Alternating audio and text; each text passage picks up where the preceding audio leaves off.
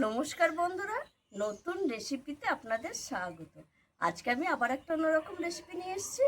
আজকে আমি করে দেখাবো পটল দিয়ে খাসির মাংস রান্না করে দেখাবো। আমরা তো পটল অনেকভাবে খেয়ে রেখেছি, কিন্তু একবার কি খাসির মাংস দিয়ে খেয়ে দেখেছেন? অসাধারণ লাগে। আজকে আমি সেই রেসিপিটাই করব।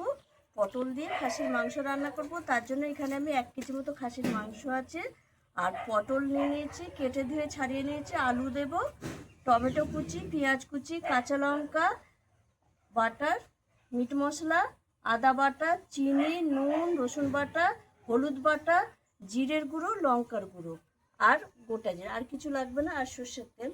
প্রথমে আমি মাংসটা একটু মাখিয়ে রাখবো। তার জন্য আমি দিয়ে দেবো লবণ, বাটা হলুদ দেব। এটা আমাদের গাছের, মানে বাড়িতে গাছের হলুদ দিয়ে এটা গুঁড়িয়ে, মানে গ্রেট করে শুকিয়ে রেখেছিলাম, বেটে নিয়েছি। অর্ধেকটা আদা বাটা দেব, অর্ধেকটা রসুন বাটা দেব, জিরে গুঁড়ো দেব, লঙ্কা গুঁড়ো, অর্ধেকটা টমেটো। এবার আমি সর্ষের তেল দিয়ে মাংসটা ভালো করে মাখিয়ে 10 মিনিটের জন্য ঢাকা দিয়ে রেখে দেবো।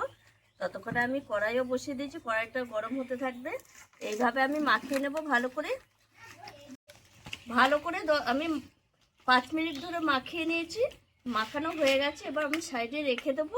ততক্ষণে আমার কড়াইয়ে গরম হয়ে গেছে। কড়াইয়ে দিয়ে দেবো সর্ষের তেল। তেলটা গরম হতে হতে একটু হাতটা ধুয়ে নেবো। এইবার আমি তেলের মধ্যে আলু পটল একসঙ্গে দিয়ে ভেজে তুলে রাখবো। পটলগুলো গোটা গোটা দিয়েছি, আর একটু করে চিড়ে দিয়েছি, তাহলে ঝোলটাও ঢুকে যাবে। আলু পটল একসঙ্গে ভালোভাবে ভাজা হয়ে গেছে, তুলে নেব। আমি নুন হলুদ দিইনি, নুন হলুদ দিলে লেগে ধরবে বলে দিইনি। আপনার ইচ্ছে করে নুন হলুদ দিয়ে ভাজতে পারেন।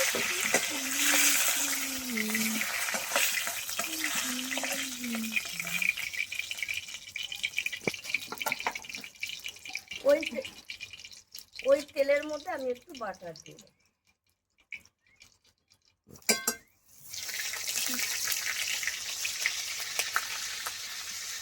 এবার আমি ফোড়নে দিয়ে দেবো তেজপাতা, কালো জিরে, পেঁয়াজ কুচি, টমেটো কুচি। একসঙ্গে পেঁয়াজ টমেটো একটু ভালো করে ভেজে নেব।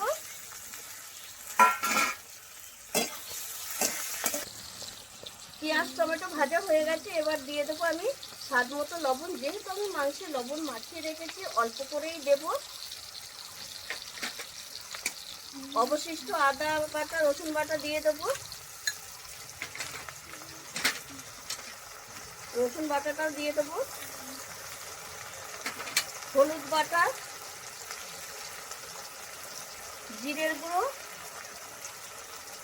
লঙ্কা গুঁড়ো মাখিয়ে রেখেছি, যেহেতু দেবো না, কাঁচা লঙ্কা দেবো। 4-5টা কাঁচা লঙ্কা একটু ভেঙে দিয়ে দেবো।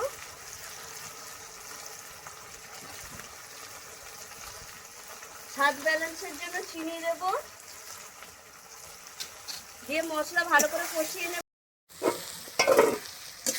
মশলাটা আমি হাফ কষিয়ে নিয়েছি, একদম খুব ভালো করে কষাইনি। এবার আমি মাখিয়ে রাখা মাংসটা দিয়ে দেবো।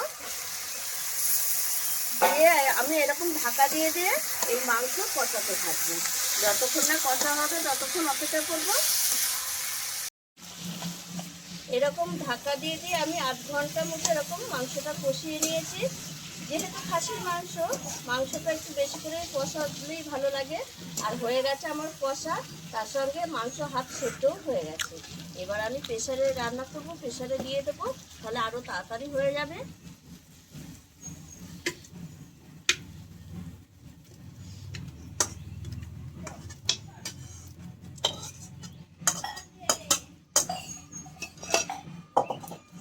এইবার আমি দিয়ে দেব ভেজে রাখা আলু পটল,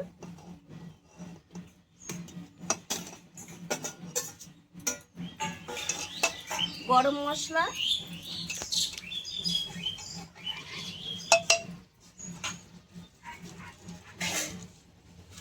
ওয়াটার। এখানে আমি জলটা একটু উষ্ণ গরম করে এনেছি, এই গরম জলটা দিয়ে দেব আর একটু পাতলা করে ঝোল করবো। এই গরমের সময় এরকম পাতলা ঝোল খুব ভালো লাগে। আমি এবার দিয়ে দেবো। এবার আমি প্রেশারটা লাগিয়ে উনুনে বসিয়ে দেবো আর 3টে সিটি মারলে আমি প্রেশারটা নামিয়ে নেবো।